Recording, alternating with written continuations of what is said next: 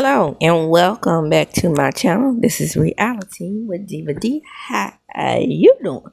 Shout out to Mother Wendy. And child, I was over there minding my own business, right? I didn't take a whole lot of notes on this, so I'm kind of going off of memory, I would say. But a lot of different news outlets are reporting, so whoever you want to get a credit to, TMZ, Page 6, Jasmine Brand, whatever. E Entertainment News, the whole nine. Let's cover all of our bases, all right? But I'm just gonna provide commentary, so I'm not really stealing anything. I'm not gonna go over Tyler Perry's because we're about to talk about Tyler and Wendy. I'm not going to go over Tyler's lawsuit because you already know what it is. I just want to provide commentary on it. And the same thing about Wendy, okay? I just want to provide a little bit of commentary on her lawsuit. So it seems as though Kelvin has decided that he wants to, I put an emphasis on Kelvin because that's his damn name. Kelvin Haynes Hunter. Shit. While he's running around here. I don't know what made him think that Kevin was more acceptable. Acceptable to who? Because we all know you ain't nothing but a low down, dirty piece of trash, street ass, thug ass snook. Okay? But that's what Wendy wanted, right? It has definitely been my opinion that a lot of problems that Wendy has had over the years would definitely directed to Kelvin. Okay, Kelvin decided that he wanted to have 100-year affair with a little piece of street trash, and flaunted it around. Took her to places, took her overseas, took her out to eat. But then, now remind you, allegedly, everything's alleged in my opinion that she had a lot of little surgically removed babies, and she said, I'm long in the tooth, I'm gonna keep me one, okay? So this is how this one decided that it was gonna come alive. But it was the straw that broke the camel's back. It was what Wendy, the one thing out of this affair that Wendy wouldn't tolerate. But the thing about it is that so many of us as fans really realize that maybe she should have just tolerated it like Angela Oakley told her to do, because baby, when Kelvin had that baby with Sharina, we lost our Wendy and everything about her. How in the world did we know that this woman was indeed? So who knew at the time when we thought Wendy was healed that she was just going to deteriorate out there? So things began to take a turn. We noticed that Wendy wasn't showing up for her shows. She was having guest hosts on there and things like that. But all in all, we were all suspecting that and hoping that she would, come back and get better. She lost her show. Then she ended up in this guardianship. So Kelvin, he stopped receiving his payments and things such as of that nature. His alimony, he wasn't able to pay him his HMO. And isn't that been the blessing out of all this? That Kelvin has not been able to get his grubby little hands on Wendy's money. But in all actuality, he's owed the money. She agreed to pay him. And I think Wendy is at the point, because they are suing Sabrina Morsi and the judges and the people that put Wells Fargo and the people that put Wendy in this guardianship together. I really, really, really hope they win, even with Kelvin in tow, because I want freedom for Wendy. I want Wendy out of this guardianship. It is not suiting her in any way. I know initially she thought that it was, but guardianships are supposed to benefit you. And I'll tell you what my swim instructor, or my children's swim instructor, told me yesterday. Like I said, I'm going through that same thing myself as a person who is over a guardianship. I have no idea what kind of judges these people have. I've had two. And the last one that I had, he's but just like my kid's swim instructor told me yesterday when she asked me that I want a receipt. She was like, well, these judges have a job to do, right? So I was like, I agreed with her, and I said, well, they're supposed to protect the children's money or whatever, because they don't necessarily know for a fact, other than you providing receipts and things like that, what you're actually doing with the money. And I couldn't help but to agree with her. And then I remembered that Wendy was going through this lawsuit, right, which she had found, and which I don't understand. How is it that Wendy hasn't been able to sue prior to now? I'm not clear on what happens with the guardianships and conservatorships, but I do know, like I said, what goes on with me and my children and the judges, and they can be assholes and everything. But it definitely, even with him being an asshole and giving me the blues, I definitely can see the protective value that he has over my children's money. I don't get that with Wendy. I don't get that at all with Wendy and Kelvin's money. And because if Sabrina was really protecting Wendy's money, then she would know that she's supposed to be paying Kelvin. Every bill and everything that she has collected is supposed to go to whatever is assigned by the state. I just don't see that in this case. And then I do see a bitter judge. I think the judge got a damn fan of Wendy's and watched her on the show. It's like, well, she talked bad about so many celebrities, and my favorite celebrities, I can't stand her. So I'm going to rake her over the coals. And for those of you, like I said, that who feel like this is just Wendy's karma, her karma for doing her job and doing her job well, would we know Diddy to be the person he is today had Wendy not told us 20 years ago who he really was? I'm just probably one of the only few people that believed her. Damn. But she was telling the truth. Again, from my understanding, Wendy has never been sued for any story that she's reported on. She was a great journalist. She went to school to do what she did. And even though her and Oprah were on two separate ends of the spectrum, Wendy never pivoted from who she was. Oprah is the one who pivoted from being in a salacious gossip talk show realm to a household name who reported on damn how to cut a piece of salmon properly. That shit was boring. I needed a balance. I continued to watch Oprah when long after black folks had stopped watching her show. Because by that time we had ushered in Jerry and Jenny Jones, now the Missions, and Ricky Lake. And we were like, no to Oprah.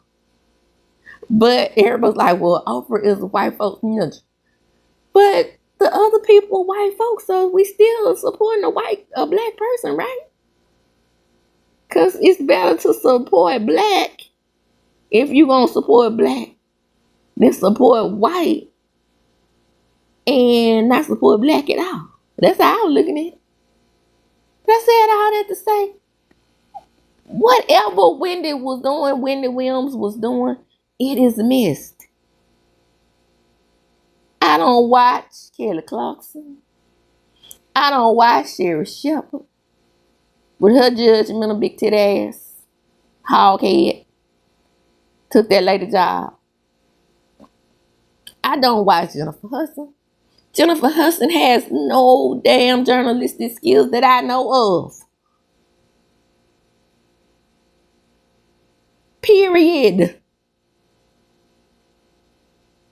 Shout out to Wendy for putting in the work, the time, the education. Again, say what you want to say about her, but she was indeed a professional. And was damn good at what she did, in my opinion. And some of y'all like what she was talking about as well. It's just that y'all wanted to be on your damn high horse and look down on her for reporting the truth in a entertaining gossip like realm. Everybody's above all the gossip. Everybody was above love and hip hop, but they were getting rated some kind of way. The fuck? Boy, black folks so fickle. I'm gonna admit something,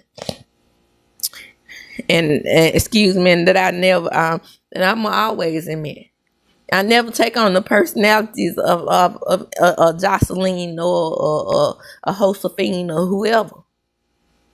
I watch it for what it is, and if you can't separate the real from the fake, or how to separate good entertainment and good gossip or whatever from what it is, then that's on you. That's a problem. That's a problem you got.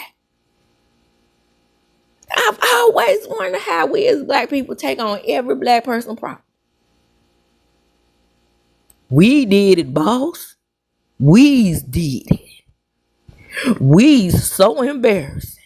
I go to a restaurant, see a black woman showing out with her half her titty hanging out and then pulling the money out her damn bra strap.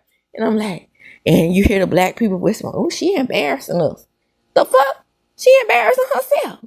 I ain't pulling no damn money out my titty. At the top of my bra, my sweaty bra. Having to have cashiers put signs up, say, please do not pull money out your sweaty ass bra. That's why you shouldn't touch money. Then you see how these folks be having money all around their children when they born, when they rich, ignorant. Knowing that money could have been somebody's bra. Somebody wipe their asses with it. Child, this money go through everything. Everything. I don't care if you are getting crisp $100 bills. It already done passed through 1 million hands before it get to you. Dummies. But I said all that to say is that I hope this time that when it gets out that damn conservatorship, I am so sick of Sabrina Marcy and that damn judge in this case, because they are definitely, in my opinion, not looking out for Wendy's best interest. Now, moving right along. Now, I just want to report on Tyler Perry just a little bit. Then again, I'm not reading no damn 46-page document to report it to y'all when somebody else out there already did that. I'm just providing my commentary on it, which is, what we do more so in the gossip sector and the commentating sector of YouTube. And that's where I go with it. I mean, once like those documents have been read and read to death and reported on to death, I just feel like it's just my opinion that I would rather just report my commentary and how I feel about it. And the only thing I have to say about this is what I've learned as of lately by looking at other content creators. Some of us are kind of weird in this sector. I have actually literally heard several content creators.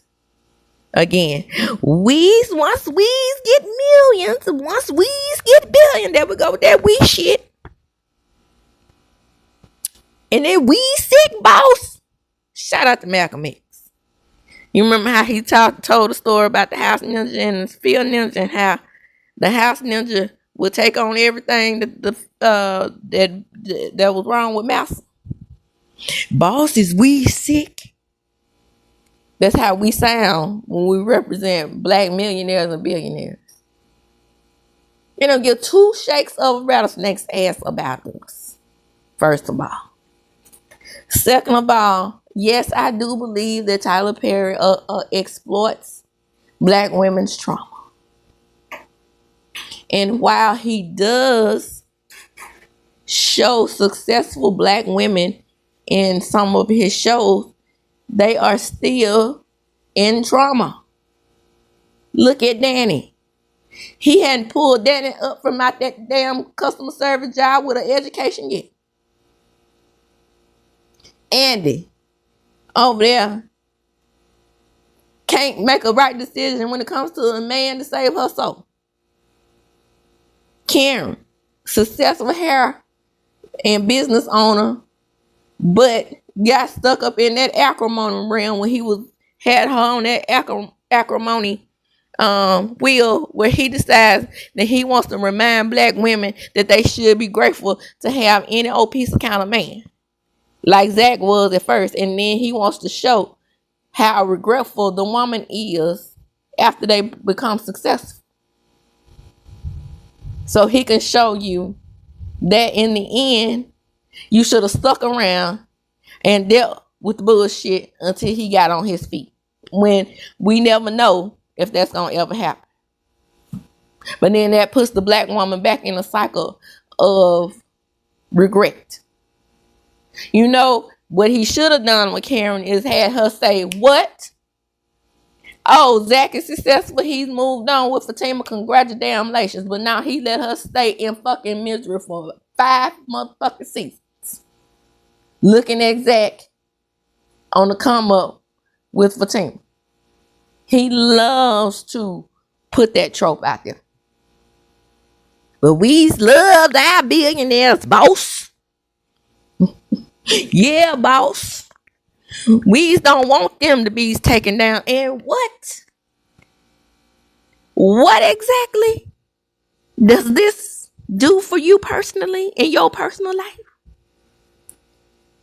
By Tyler Perry giving black people jobs and giving them more money than any actors and actresses on television, how does that benefit you? I'll tell you how it benefits me now. That does give me something to watch and have a representation of myself on TV. But I don't want to see a damn downtrodden in trauma and never coming out of it.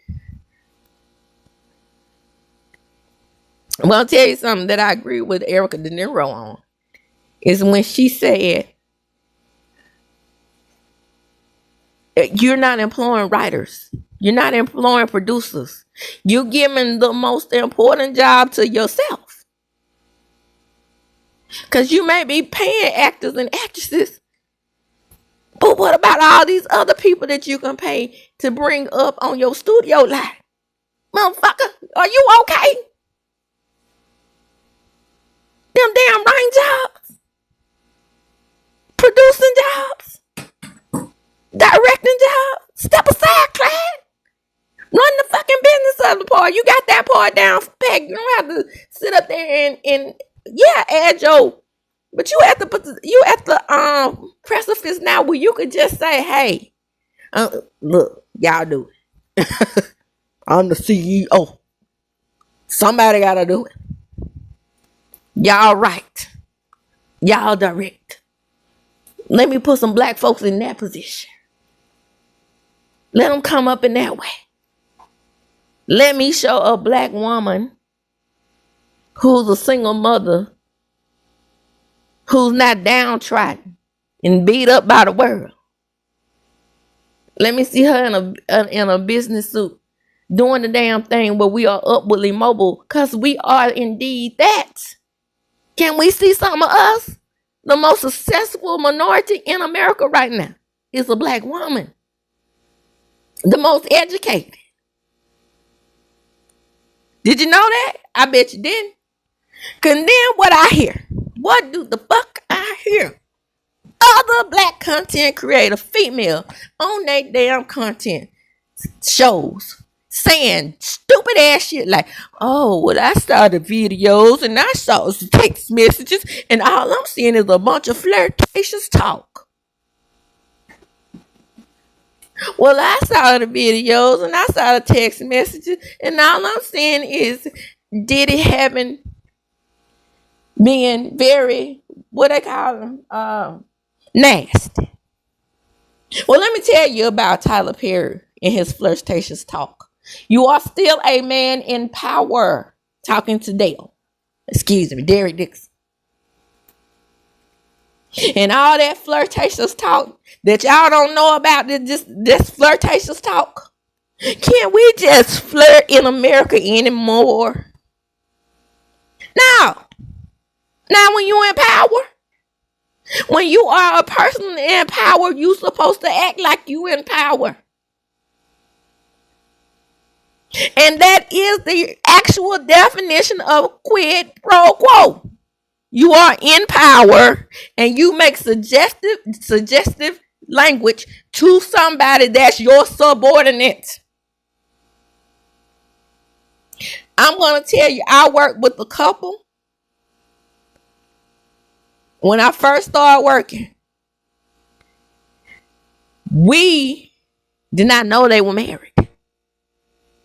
They were married. They got married. They met each other at work and they got married. And they knew that if they made their marriage public, that there could have been repercussions behind it. So every move they made and everything they did was in secret until after they got married. And when they came back from a damn vacation one time, they came back and they were married. And then on top of that, let me explain something to you. Because even though that was in a position of power and privilege, let me tell you what still ended up happening. They still had to go through human resources and get actual permission to just make things even and copacetic. Because while not illegal, it is still something that could cause ramifications. Because he was in a position of power. She was doing the same job I did. He was a charge nurse. And in mental health hospitals, for some damn reason, nurses are our bosses. Mm-hmm. So that made it him be in a position where he couldn't, have her work directly under him. She had to move to a whole nother damn unit. Because let me tell you what that would have done. We could have easily said that he was giving her special treatment. Because they were looking. When do we get into the damn in these types of positions and become content creators and don't do the damn research? That's simple. Have we not been have we not worked in jobs prior to doing this shit? Because in a real job, if you work with someone and you're in a position of power, you have to not only deal with, quid pro quo, but you have to think about favoritism. They could have easily been like, well, Dale got to keep his job. He wasn't even half doing his job. He really just got to keep his job. He ain't fucking Tyler Perry. All I saw was a bunch of flirtatious texts. That's all it takes. Goofies. Oh, okay. I can't always think that everybody is going to know what I know. But I definitely went and got on my platform with 36,000 and above saying that it was just flirtatious talk from a man that is your fucking boss. Are we okay in the damn head? Common sense should tell you that. You can't just do a little flirtatious talk with somebody that work up under you. Goofy. And with that, I'm going, it's sexual harassment, people. Plain and simple.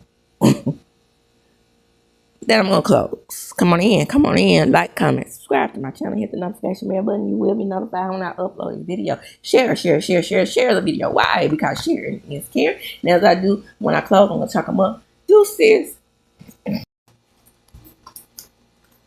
Retraction comments. Retraction comments. It seems as though, as I was getting ready to put out my other video in regards to the piping hot tea with Wendy Williams and her ex-husband, Wendy has come out and made a statement through TMZ. She is stating that Kelvin Hunter's lawsuit is independent of her, and it has absolutely nothing to do with what's going on with her in her conservatorship. This is totally independent of her, and he is doing this as a money grab. According to Wendy Williams, this is not her lawsuit. She is not included in the lawsuit with Kelvin Hunter. Again, retraction. Stay tuned to my channel for further news updates.